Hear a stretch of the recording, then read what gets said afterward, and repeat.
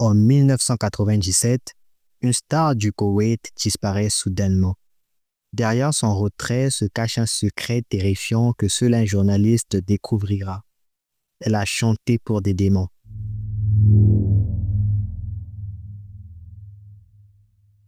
L'histoire que je vais vous raconter n'est pas une histoire de science-fiction. C'est une histoire qui s'est déroulée au Koweït à la fin des années 90. C'est l'histoire de Noura, qui était une figure emblématique de la scène musicale au Koweït, connue comme une takaka, un terme désignant une artiste qui anime des fêtes et des mariages dans le Golfe. Elle avait gagné une grande popularité dans les années 90, animant de nombreux mariages dans plusieurs pays du Golfe, accompagnée de son groupe spécialisé dans les chansons traditionnelles et populaires. Mais un jour, malgré le grand succès de son groupe et la célébrité qu'elle avait, Noura décida soudainement de prendre sa retraite. Cela a surpris beaucoup de gens et tout le monde se demandait pourquoi elle avait pris cette décision. Le seul moyen de connaître la vérité était de lui poser directement la question.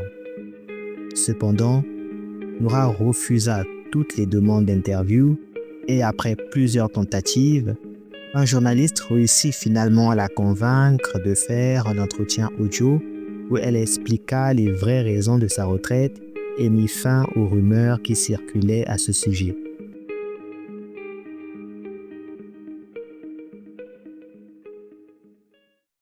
Le journaliste arrive devant la maison de Noura, une maison blanche située dans un quartier calme et paisible. La gouvernante l'accueille avec courtoisie et le guide à l'intérieur.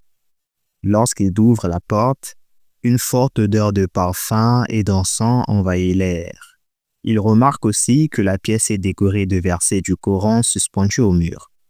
C'est là qu'il aperçoit Noura, assise mais méconnaissable.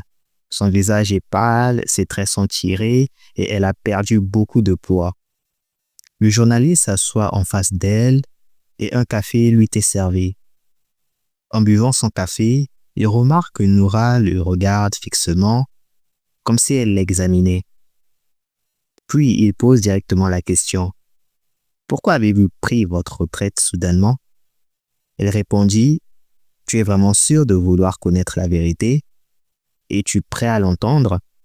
Le journaliste répondit. « Oui, je suis prêt et déterminé. » Noura répliqua en disant. « Attention, la vérité pourrait être difficile à comprendre et tu risques de ne pas y croire. »« Je suis prêt à tout entendre, » dit le journaliste.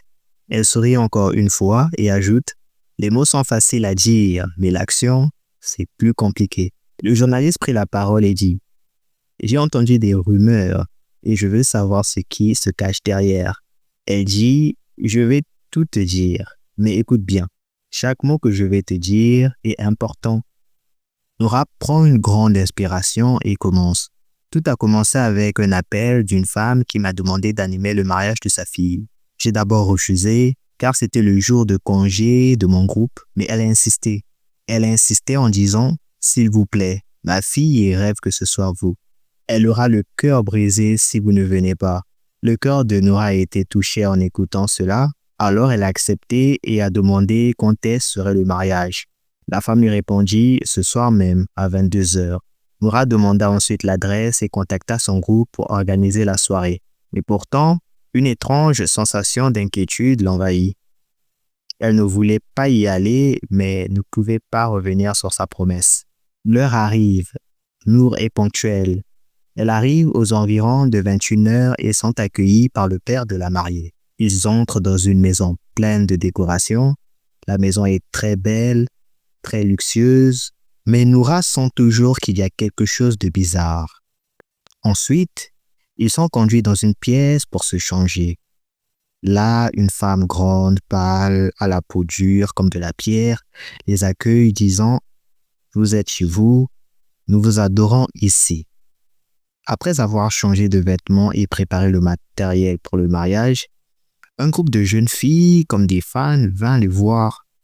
Quand il sortit de la pièce, l'une des membres du groupe de Noura, Cham, lui dit « J'ai eu très peur quand j'ai vu ces filles.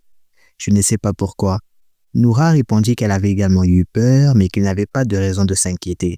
Ces gens voulaient juste faire la fête, alors commençons. Noura voulait éviter ce type de conversation pour que le groupe ne soit pas inquiet. Mais Cham insista et dit « N'as-tu pas remarqué que lorsqu'ils ont tendu leurs mains pour nous saluer, leurs mains étaient rigides et leur peau avait une texture étrange lorsqu'ils nous ont embrassés? Et lorsque nous sommes entrés, la température de la pièce a soudainement augmenté. » Noura tenta de les rassurer en disant qu'il n'a rien du tout de cela. Ce sont des balivernes, qu'il était nécessaire de commencer la fête et de terminer cette journée étrange. Noura et son groupe sortirent de la chambre pour rejoindre la salle de fête. Elle se souvint que c'était l'une des plus grandes salles de réception qu'elle ait jamais animée, avec un nombre d'invités impressionnant et une extravagance à couper le souffle. La nourriture n'était pas celle d'un mariage habituel, mais une multitude de festins qui montraient une richesse démesurée. Le marié ne portait pas des vêtements traditionnels, mais une tenue étrange semblant venir d'une époque lointaine, presque ottomane. La mariée, quant à elle, était vêtue d'une robe noire ornée de points blancs et de pierres précieuses.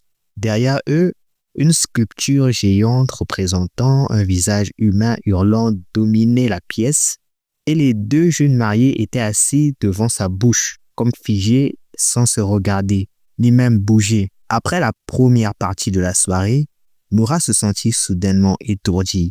Elle demanda une boisson et se dirigea vers la chambre pour se reposer un peu.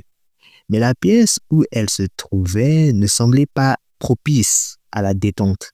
Elle décida donc de monter au deuxième étage, là où il semblait n'y avoir personne. Le mariage se déroulait au premier étage et les autres étages semblaient vides et déserts. En montant, elle remarqua que l'étage avait l'air abandonné, avec une odeur de vieux objets flottant dans l'air. En se promenant, elle aperçut une porte légèrement ouverte. Elle frappa doucement et la porte s'ouvrit. À l'intérieur, il n'y avait personne. La pièce était sombre avec des murs abîmés et un vieux lit couvert de poussière. Malgré l'atmosphère étrange, Noura épuisée s'allongea sur le lit. À peine fermée les yeux, elle tomba dans un profond sommeil, mais bientôt un cauchemar la hanta.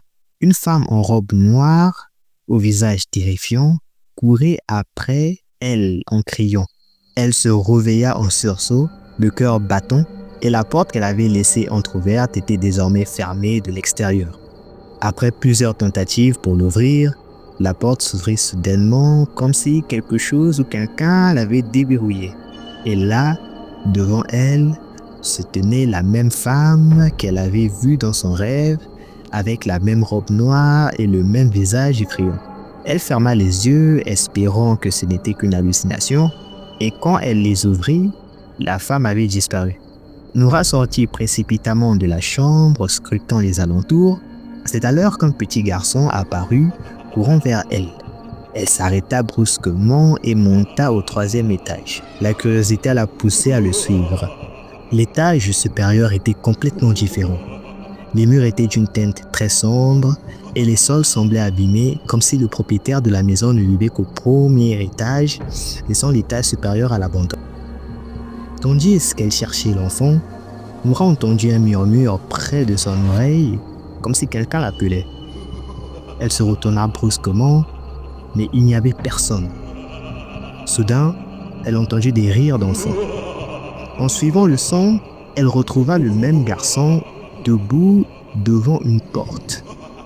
Alors qu'elle s'approchait, il entra dans la pièce et ferma la porte derrière lui. Noura continua d'avancer jusqu'à atteindre la porte. Elle tenta d'en tourner la poignée, mais celle-ci était fermée à clé. Elle frappa plusieurs fois en vain. Aucun signe de lui. Découragée, elle se retourna pour redescendre, mais sentit soudain quelque chose attraper sa jambe. Elle tomba lourdement au sol et fut traînée de force vers la pièce. Elle tenta de se libérer, mais la poigne était puissante. Une voix étrange et effrayante résonna dans l'air. Chante, chante. J'aime ta voix et ta musique. Chante. Terrifiée, elle répondit. « Qui êtes-vous » La voix insista, presque hurlante. « Chante » Noura, tremblante, murmura « Je suis effrayée ». La voix glacée, elle reprit « N'aie pas peur. Personne ne meurt avant son heure, moi. » « Mais qui êtes-vous ?»« Je suis un ami fidèle. » Tremblante mais déterminée, Noura parvint à se ressaisir et redescendit au rez-de-chaussée. Elle se dirigeait immédiatement vers la pièce où son groupe se reposait. Là, elle trouva ses collègues entourant Cham, qui pleurait bouleversé. « Que s'est-il passé ?» demanda Noura. Cham, en larmes, répondit « Tu es restée absente trop longtemps. Les invités ont commencé à poser des questions sur toi. Je suis montée à l'étage pour m'assurer que tout allait bien, mais tout était terrifiant. En te cherchant, j'ai vu des visages humains sur les murs.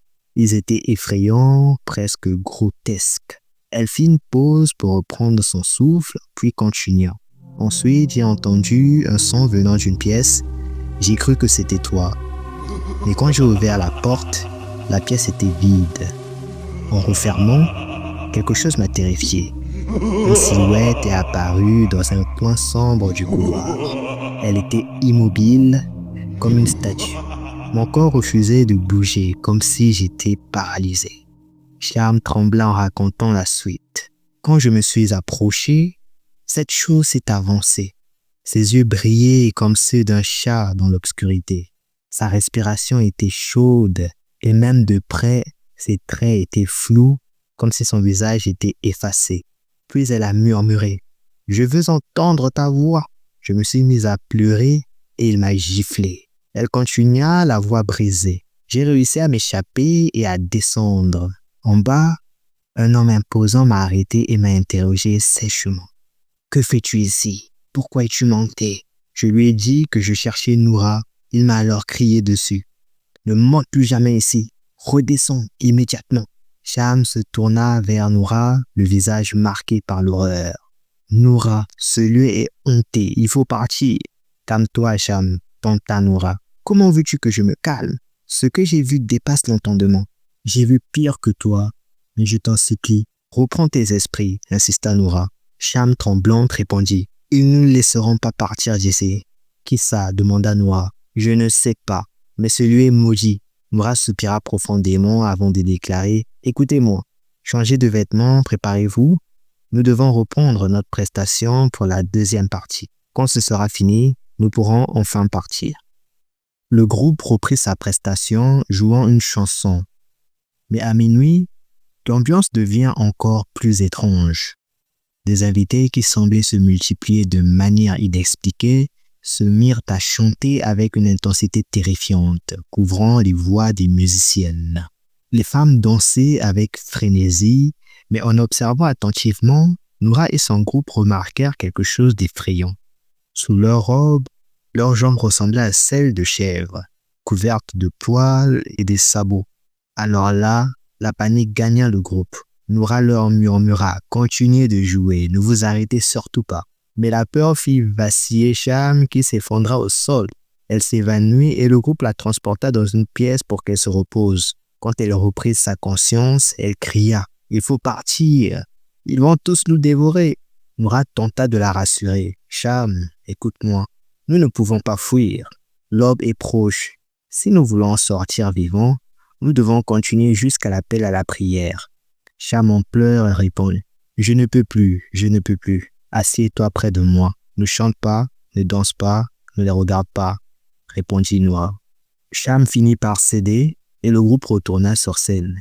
Les joueurs sont relâches, tandis que les invités continuaient leur étrange rituel. La nourriture principale était la viande, mais le groupe de Noura remarquait que les invités mangeaient cette viande de façon très étrange. Ils mangeaient cette viande toute crue, on croirait des animaux. Et en même temps, une femme arracha ses cheveux en dansant et du sang coula sur le sol. Et là, l'appel à la prière retentit enfin. Tout s'arrêta.